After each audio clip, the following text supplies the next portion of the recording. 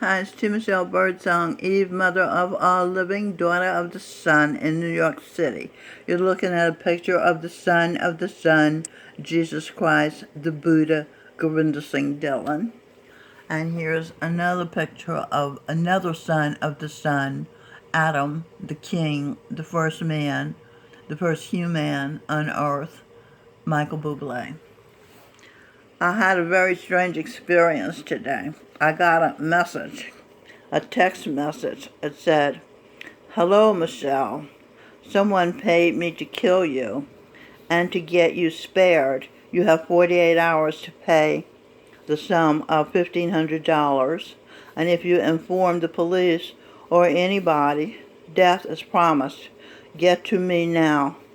I don't know who wrote this, but the phone number seems familiar, but they can't know me because I have $4, and anybody who knows me knows that I don't have money, so I don't know what that's about.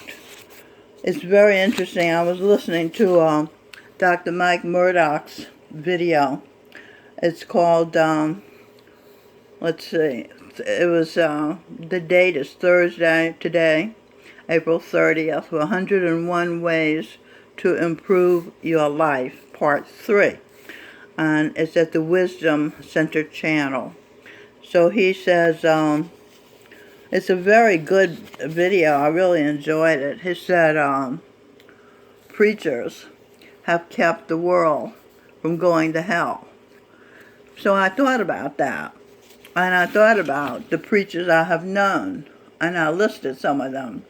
I'll start with the gurus, because they're like preachers in that they deliver a message of spiritual teachings, and they're like psychotherapists because they answer your questions, So let's see what I have here. The master, the guru that initiated me, name is Murdock Charan Singh, and he left the world in 1990. And I saw this with my own eyes. I guess it was remote viewing, but I saw him get into Guru Govinda Singh Dhillon's form with his feet first, standing upright, into Govinda's head, going down into the body. And he said to me in 1979 that love is losing your identity. Love is becoming the other. So by him getting into Govinda Singh, that meant he was becoming Govinda Singh. So that meant he loved Govinda Singh. Govinda Singh was his nephew, and he appointed him master after just before he left the mastership. Okay, and Muji Baba is a guru who I met him recently. My spiritual sister Shatima said Govinda Singh directed her to him when she asked Govinda Singh how she could get closer to her being her true self. And so I checked out Muji Baba based on Shatima's recommendation. The first time I did meditation with him, afterwards I felt more confident. And the second time, which was yesterday, I felt a natural high for about an hour. I know he eats meat, and he may have girlfriends, but he also has love for Jesus Christ, and he has power, and he's very sweet. So I'm not sorry. In fact, I'm going to later today. If I wouldn't have gotten this notice about this guy's going to kill me, if I don't give him $1,500, which is a joke. If I had $1,500, I'd get some teeth. Anyhow, who else did I say? And then the guru, this is another guru that affected my life greatly and helped me greatly. It's called the Guru Lost in Radhaswami History. And her name now is Robin Michelle Birdsong, and she's my daughter. And she and I do talk and share therapy together. I think I perfected it with her these past 25 years. So she's been very helpful to me also. And did I say that Gurinder Singh is inside me, guiding me, answering all my questions, making good on my requests to him? He's really important to me. He's with me at all times. Then there was Guru Nanak and Tulsi Sahib. Now these were my identifications, my personalities, my beings. And then Baba Jamal Singh, he was a guru, a master, and he projected as my mother. My mother gave me so much wisdom. She didn't talk much, and she said she didn't know what to do with me. But as I live my life, I come up with her words in my head all the time. So she was very helpful to me. And I knew as a child that my mother and my other mother, who was Robin Birdsong and Donnie, and my other father, who was Sardar Bahadur. Did I have that here? Where is he? Sardar Bahadur Jagat Singh. I might not have written him down. How could I not write down Sing Birdsong? Anyway, I knew they were all saints. I was a child and I knew these people are saints, and they're very close to God, So that was a wonderful upbringing I had in terms of religion and spirituality. Then I was greatly affected by Reverend Dr. Martin Luther King Jr. because I was raised in a small town, Clarksville, Tennessee, and it was segregated, and I was treated like an American version of the untouchable, and so was my family. When we got on a bus, we had to go to the back of the bus, and it said in big black, shiny enamel paint, colored in rear. And we were the colored, and we had to go to the rear. And if we were shopping at Woolworths and we got thirsty, we had to go to the back of the store, climb over boxes to this colored water fountain. And we could not sit down to the counter and have a banana split, for example.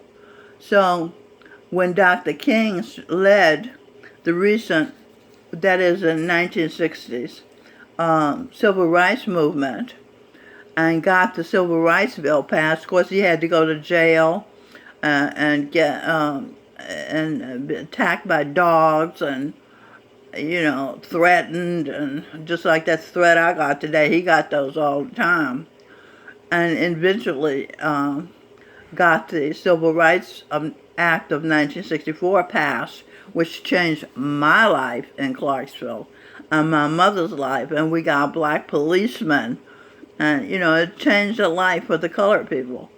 Many of the colored people were the original Jews who had killed Christ, along with Herod, Gary Bird, and Judas, Stevie Wonder, and Pontius Pilate, who's Michael Bublé's wife currently. So these black people today, many of them, and I'm black, but I was Jesus Christ's wife, Mary Magdalene. So I obviously suffered along with Christ as he died in my heart. So the Reverend Dr. Martin Luther King Jr. was a big help to me. He changed my life and the life of all black people, and the life of the other people who are claiming their civil rights, like the trannies and the homosexuals and all these other people. And he is now the being Lou Ranziger. He's my grandson. Okay, Billy Graham affected my life when I was pregnant. I went to see him in Chicago, and he had, I think it was Ethel Waters sang with him, and Cliff somebody, he could really sing. He sang with him too. It was a wonderful experience seeing Billy Graham. Now, when I was a little kid in Clarksville, at the Church of God, that was the name of the church. I always liked that name because it was concise and to the point, Church of God, right? And the preacher was Elder Nesbitt from Nashville, Tennessee, visiting preacher, and also Elder Wooten from Nashville, and Aunt Donna and Brother Wright and then it was Rob and Michelle, and Brother Wright would sing bird song, would host the preacher, would feed them after service. And then Oral Roberts, I used to see him on TV healing people. I liked him. I was affected by him. And my father, which I've recently come to know was my father, was the Reverend Wilbur Daniel of Chicago. He was born in Louisville, Kentucky. He was a preacher in Clarksville. And then he was a preacher for 40 years at the Antioch Missionary Baptist Church in Chicago. And he was a very important man. He marched with Dr. King during the Civil Rights era. He desegregated the graduate school of Austin Peay State College in Clarksville, Tennessee. And he did lots of things. He was, friends with Congress people. In fact, he ran for Congress. He didn't succeed, but he did run for Congress, and he had a lot of friends with a lot of important people. Reverend Hicks came to Clarksville at St. John Baptist Church after Reverend Daniel. In fact, he baptized me, so he was important too. And then there's David Cirillo, who hosted what's the name of the people that sing He's Worthy to be Praised. Anyway, they sing wonderful songs, and he always had them on his show. He also had Dr. Murdock. That's where I became acquainted with Dr. Murdock on David's show. And Joel Osteen has helped me many times with his sayings. They've been right on time, just what I needed to hear. And Joel Osteen was Moses. Reverend, they don't call him Reverend, they call him Dr. Mike Murdock. That's an honorary title. And he was St. Paul the Apostle. And he said of Joel Osteen, anybody who doesn't like Joel Osteen, call the police when you see him, or the insane asylum, because Joel Osteen is a peacemaker and a jewel. And then Pastor James David Manning gave me a lot of information about black people, the masters of black people. And he was Noah in a past life, and he was David of David and Goliath. Okay, and Dr. Murdock said preachers have helped the world from going to hell. What else? I took notes on this video. Oh, these are some more gurus that helped me. Sami G. He was the co-founder of Saltmat, along with Tulsi Sahib, and he meditated 17 years to purify what became known as the Darrow Baba Jamal Singh. And he is now Seth Wynn Ranziger, my grandson. And his wife is Melanie Lynn Spear. That's who was his wife then, and she's his mother now. Great master. These are masters at the Baba Jamal Singh Darrow Baba Jamal Singh. And Sawan Singh, the great master, is my husband, Mike Spear. He was also Krishna. You know, Hare Krishna, he's Krishna. And then Sardar Bahadur Jagat Singh is my son, sing bird song. I had mentioned him earlier.